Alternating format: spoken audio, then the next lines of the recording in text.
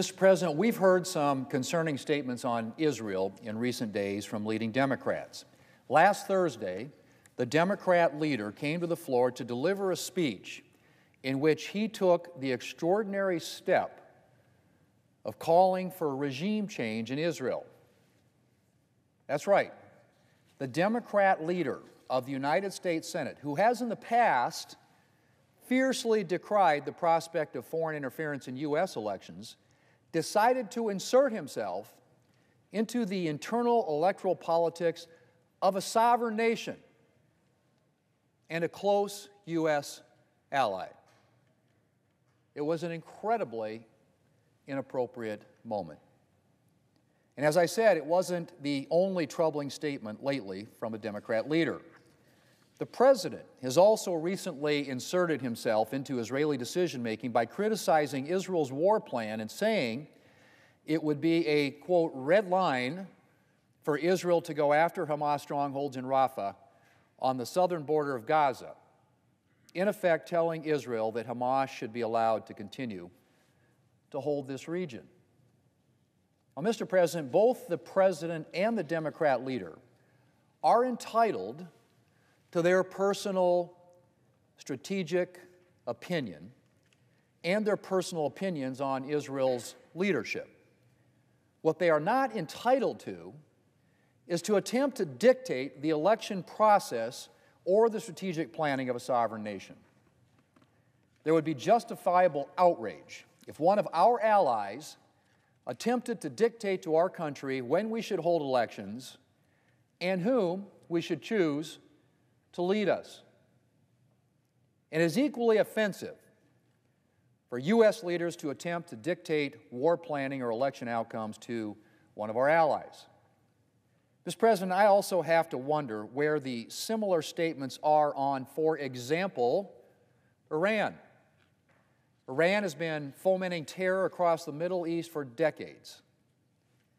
Hezbollah, the Houthis, Shia militias in Iraq and Syria, Palestinian Islamic Jihad, and of course, Hamas.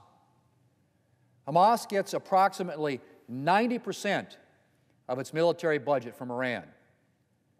And there's reason to wonder whether Hamas would even have had the capability to carry out its October 7th attack without its history of support from Iran.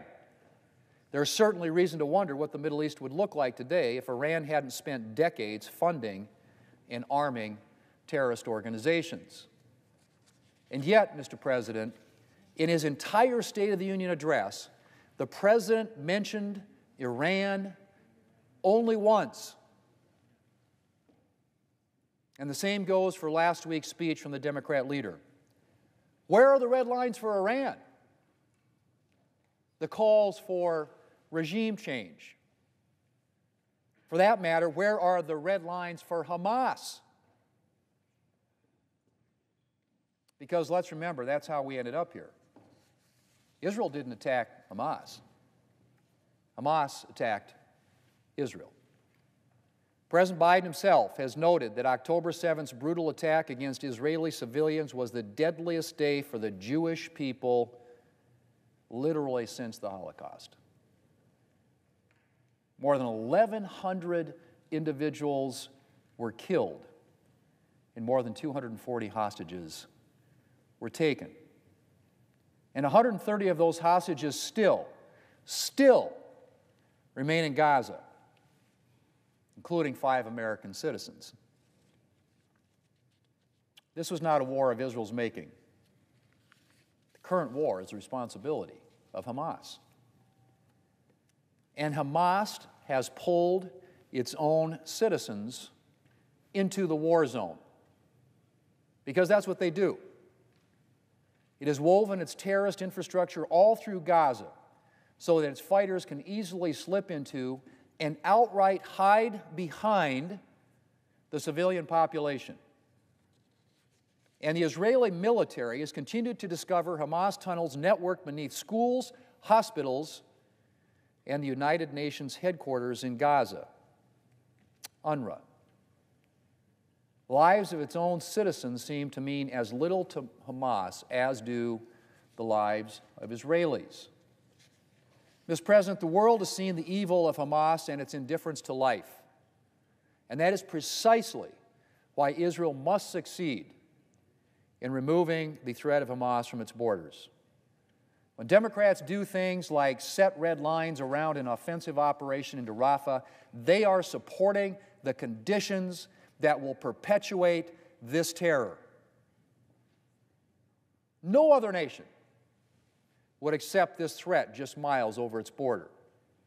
And we must not ask our long-standing ally Israel to make such a dangerous exception. And I hope and pray that Israel will succeed in permanently disabling Hamas and paving the way to a more peaceful future for Israelis and for Palestinians. Mr. President, in an age in which the Democratic Party is increasingly surrendering to its most extreme left wing, perhaps the President and the Democrat leader's comments should not have been unexpected. But expected or not, they were inappropriate and troubling. There's an old adage that when you find yourself in a hole, stop digging. And yet, Democrats are out with a letter this morning that sets forth a new laundry list of conditions for Israel to meet. Mr. President, our focus should be on supporting our ally Israel and working for a future where both Israelis and Palestinians can live free from terror like Hamas's. And that requires clear-eyed focus on the task at hand of helping our ally defeat these terrorists, bring the hostages home, and restore peace. Mr. President, I yield the floor.